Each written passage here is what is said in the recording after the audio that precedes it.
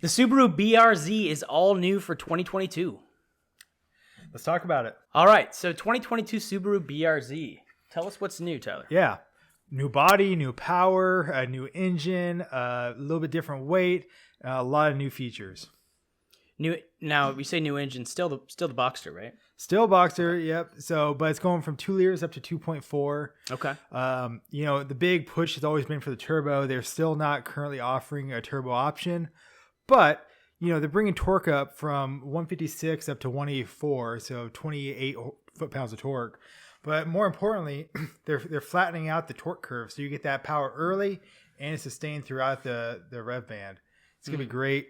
It also results in a horsepower figure going from 205 up to 228, 23 horsepower. Just fantastic upgrades to the power plant. Okay. Now, besides the powerhouse, I'm glad to hear the BRZ's got more power. You and I have taken those to the track a few times, and they're great cars. Fun for the track, and we were in some, I think, 2017 or 2018 models at the time, and so the horsepower's been creeping up for the last few years on these things, last few generations. So ours had, maybe 20 less horsepower.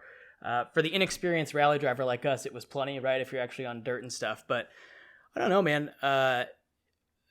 Tell me what your thoughts are on this, but if I'm looking at the 2020 Subaru BRZ versus like the 2020 or the 17 or what have you, you're looking at like a 15% increase in horsepower. And I was looking through some of the notes of the launch of this new BRZ, and besides like this incremental change in like the power and the torque, yeah, they've done a little facelift, yeah, the interior, right, but like a lot of their new enhancements for 2022 to me are a lot of like just marketing fluff, right? It's also got a more aggressive track mode. It's got near perfect weight distribution now. It has increase in torsional stiffness. Like, is this an example of a car company that needs just a refresh of the brand, and they really just said, what can we do for as least money as possible to try and really refresh the value of this thing or prove that it has new value? And to me, I feel kind of scammed by this 2022 Subaru BRZ for that reason. Well, that was the most controversial statement I've ever heard in my entire life.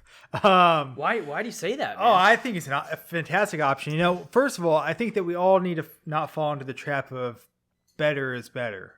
All right? There has to be classes of cars. Just because Ferrari can build that Ferrari doesn't mean everyone has $200,000 to drop on a car. They need to make it fit this price model. Sure. And so really, you're competing with a very narrow brand or band of cars. You're competing with the Miata. Taking nothing away from the Miata, it's an outstanding car, but it's 180 horsepower. Now, that being said, it's a half second quicker to 60 than the current BRZ. So I think that with these added torque figures, that new BRZ is going to scream. But, I think that, increase in torsional stiffness, that's great. I don't think anyone's complaining about the handling characteristics of the prior generation. Well, that's exactly the thing is that you just made a great point, right? And you're trying to fit this into a price band, right? Yeah.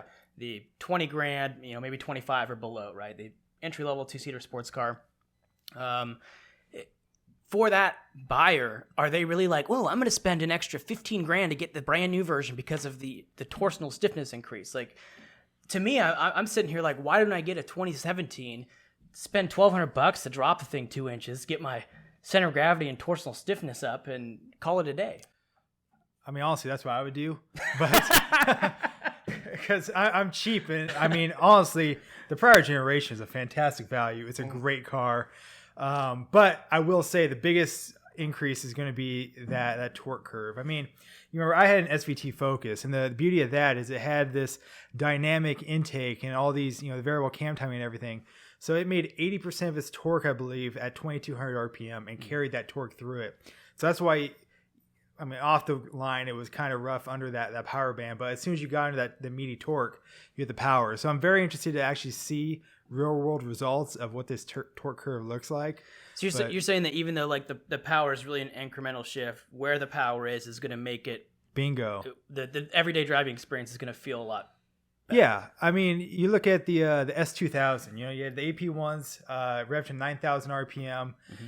and then the AP2s. And if I remember correctly, this is why I shouldn't do anything live, but the first generation, it had like 250 horsepower, but only like 140 foot-pounds of torque. Mm-hmm. And that's because it had that high RPM, of course, horsepower being a function of torque and RPM. So, the second generation was just that much faster around the track because it had additional torque from a increased displacement engine. Just the exact same formula of what they're doing here from the 2.0 up to the 2.4. Yeah. Honda 2000 is a great example too, but I guess if I still take those at face value, like what the S2000 was able to do 10, 15 years ago. Yeah. Versus like at that kind of same price point, that same, class right now in 2022, the top of the line Subaru in that class is not even going to perform like what you were getting 10, 15 years ago. I don't know. I just feel like I'm disappointed with all the incremental improvements that we're seeing. And maybe they just seem incremental now because we've been watching things like all the electric Jeeps and cars and everything that are just blowing, even the super sport hybrids and stuff that we're seeing. So I don't know. Well, that's a great point because what does the Cybertruck start at for price? 35 or 30, 39, 35. Yeah. Okay, 39. So maybe it's not a good argument, but what I'll say is just call it inflation, call it me getting old here, but 30 grand I think is what they're asking for these things is still a boatload of money. I mean, that's still a pretty hefty car payment.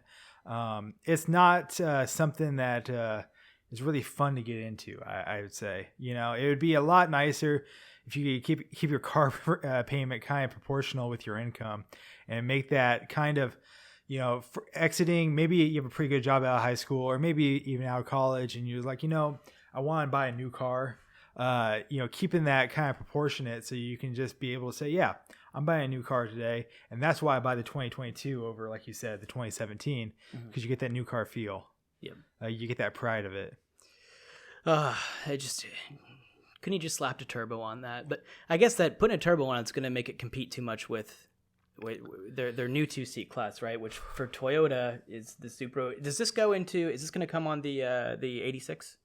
The 86 isn't supposed to be, officially debuted until next year.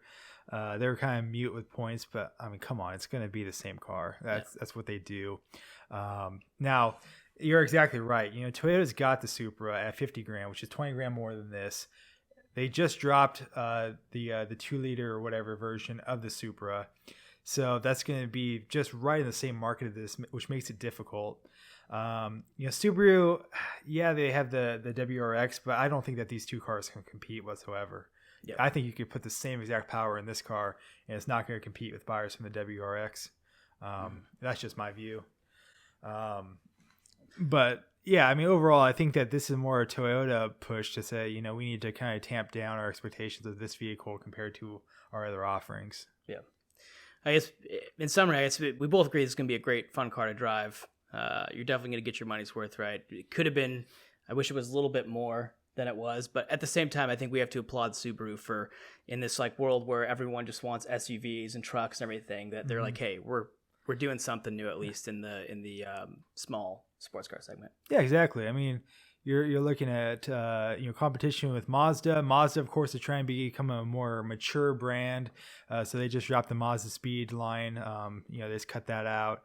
They still have the Miata, but a Miata is a lot different than a 2-seater coupe. That I don't know. I like the Miata a lot. I think it's a fantastic car, but there's just differences between a coupe and a convertible. I feel like. Is that really all you have competing in this space right now? I don't have a lot. No. What's that Fiat? Oh, the 500. No, not the 500. It's like their two-seat, 2-door. Are you talking about the Alpha? It looks like a Miata, but it's a Fiat. Oh, you're talking about they call it like a 124, some numbers like that. Wow, Spider. It's not a very crowded space at all. Yeah, and I think they may even cut that. I don't think that was a profitable venture for them because who the hell buys an Italian version of a Miata? Not me. Just buy a Miata. Yeah. But no, there's not a lot that compete in this, and that's kind of the sad part is like, where are the entry-level performance cars at? They're moving upstream. I mean, honestly, they're on Craigslist. They're on Craigslist.